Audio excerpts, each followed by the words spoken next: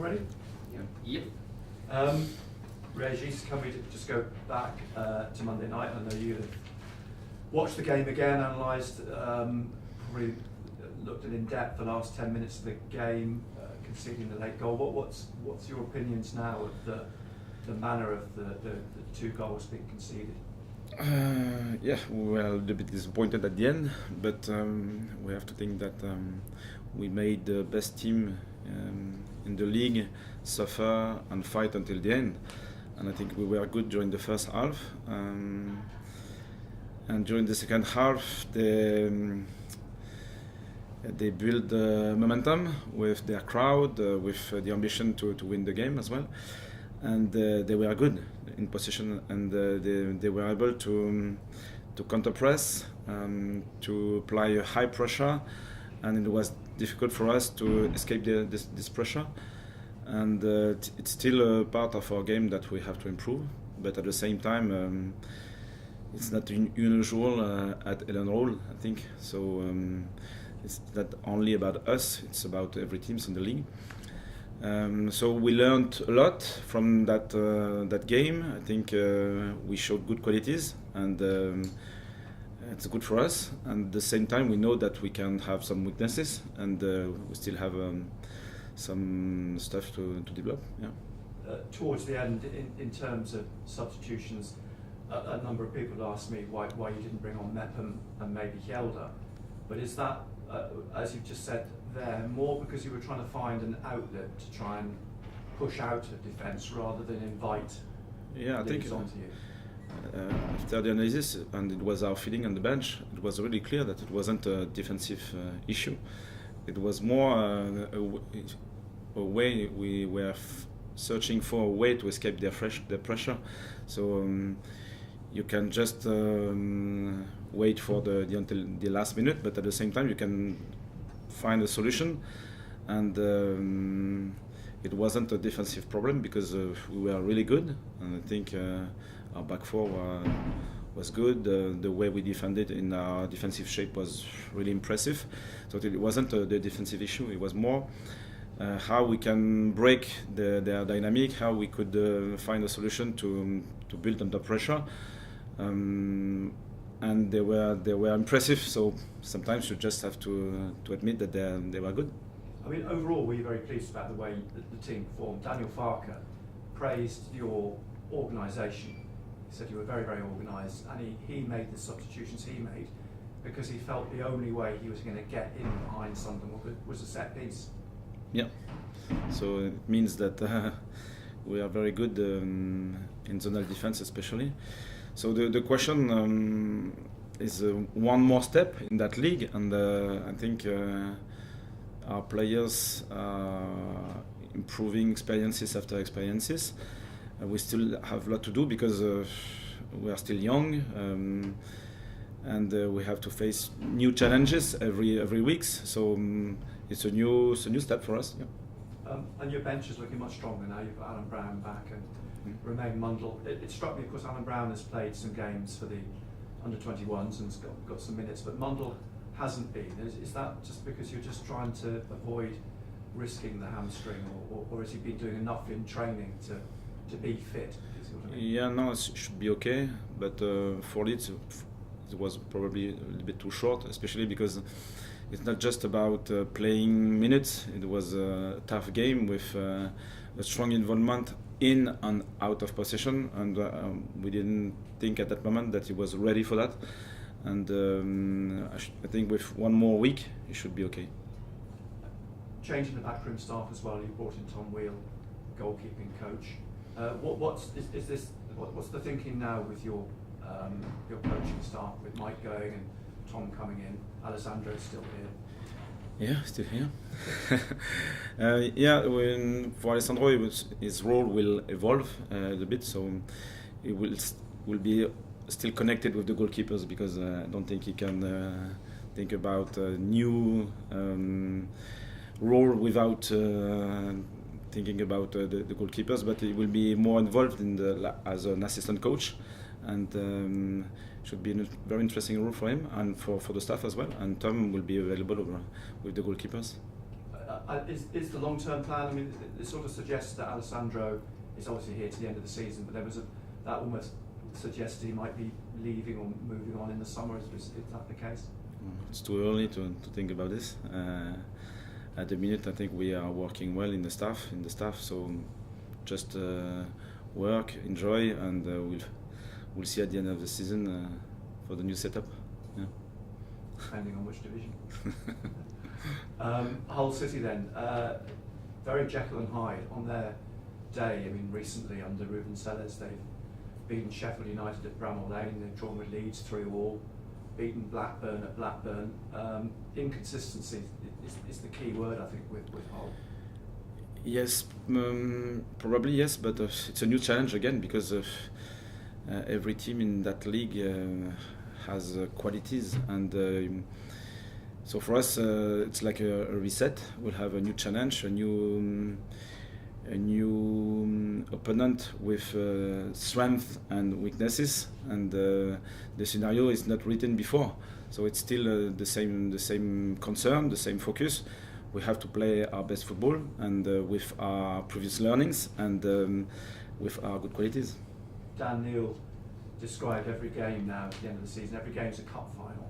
Do you subscribe to that in terms of a coach? Do you try and get into the minds of the players that these are all one-off games, that they have, they are like cup ties that they have to win? Yes, it's a good ambition, but at the same time you have to play the game, and sometimes you can struggle, you can draw, you can lose a game, and it doesn't mean that the season is finished. So we were good so far, we were consistent. When we lost, we were able to react, and I think this is the only focus we should have against Hull. After that, we'll see, because the season is still young with many games to play, and we don't know the scenario. How conscious are you of the crowds, and how big a part can they have to play at the weekend? Because I understand it could be as many as 44,000 there on Saturday, and we saw Leeds on Monday night was about when Leeds fans got behind the team. It makes a huge difference. Yeah, their fans were impressive. Ours were good as well. So that question is still important, because it's like a shared ambition. And at the Stadium of Light, I think we were good so far, and they helped the team often, even when it was difficult. So the last rounds we'll have now, they will be very important for us. Yeah, sure. Régis, Monday night's defeat, obviously emotional because of the timing of the goal and everything like that. So I imagine it was very difficult to take in the moment, but in some respects, is it easy enough to process because of the nature of the opposition and the way that you did perform after so much? Yeah, we were a little bit disappointed, but at the same time we were aware about the opposition. So the second half was tough, and I think they deserved to score once, twice. Even if we defended very well, their pressure was very important. And on the bench, obviously, we tried to find solution. We tried to help the team, but the opposition was strong. So you have to, with experience, I think now in the staff we have many years on the bench. We know that it can happen, and we were disappointed. But at the same time, it's football, and we have to react and reset, react, and play again. You said there's a long way to go. There's still quite a large percentage of the season still to go, and yet afterwards you'll see fans online saying, well, it's going to be the playoffs now. Do you allow yourselves to look forward that far, or can you not allow yourselves to do that? Just next game. For me, it's the only focus, because we don't know what will happen in that league with dynamics, with injuries, with different elements, confidence, stress, and so on. So we don't know. The only focus we should have is our game and the way we will play the next one, and after that we'll have another one, and so on. So, yeah. Of course, one of the things that won Leeds the game the other night was the options that they had on the bench. How much are you looking forward to having different options, better options back, possibly on your bench? I hope it will be the case now, because our bench is probably stronger than before. So it's good to refresh the team with new players, because the others played a lot of minutes and they need help and they need energy. So if we can manage a little bit more depth in our squad, it's better for us, sure. Just with Romain in particular, is it, when you were saying a week, is it still a case that he needs to be treated carefully and it isn't quite ready, or do you think he is now really ready? Now he's ready. Yeah, we didn't want to rush the process for Leeds, especially because of the type of the game with the intensity, and so it was probably a little bit too early. But now he's okay. Régis, you mentioned recently that you're always learning as head coach, even in that role. Do you learn more from moments like you had on Monday night, even though obviously everyone likes winning? Do you actually learn more from a loss like that? I don't know. We learn a lot with the strong opponents, because they can push our limits, and I think it was really useful for that. It showed that we were really consistent in some part of the game, and so it's good to say it again. And because, for example, our triangles were really impressive during this game, and on the other side, we know that with these good qualities in possession, this pressure they can impose, we have to learn from these experiences to find new ways to build up the game, for example. So every opponent, especially the stronger, I think, are useful to learn. And it's often been said that your young team are mature beyond their years. You know, they've done so much this season. How have they responded to that? Because of course, you know, they've not had many moments like that in their young careers. We'll see.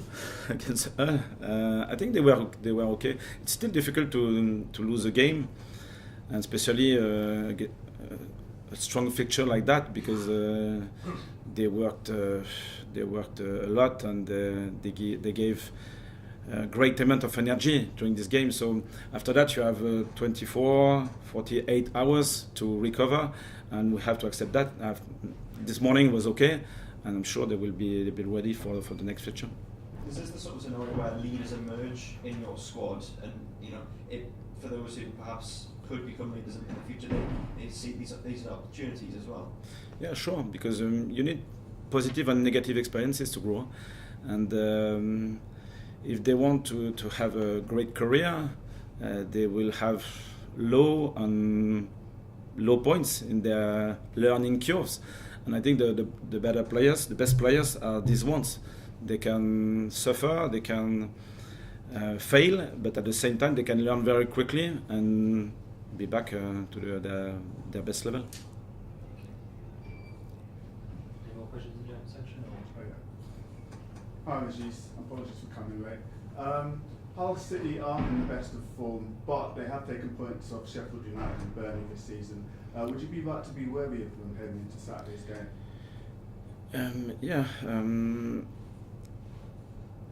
We have to respect everyone. It's always like that. So if we play like we played against Leeds, for example, we'll set the standards for the game, and I think it's the only focus we should have. Obviously, we'll analyze their strengths, their weaknesses as well, to find maybe some details useful to win the game. But at the same time, we have to focus on our football, and I think it's always the case. And this consistency, especially in that league with 46 games, is required. So another step, I should say. One of my colleagues asked about Romain Mundle. Alan Brown is also a player that's come back from injury and didn't play against Leeds on Monday. Is he likely to get any minutes in the next few games? Yeah, probably. Yeah. They are ready. Yeah. Thank you. Cheers. Cameras off, guys. Régis, you said you hoped that Tommy might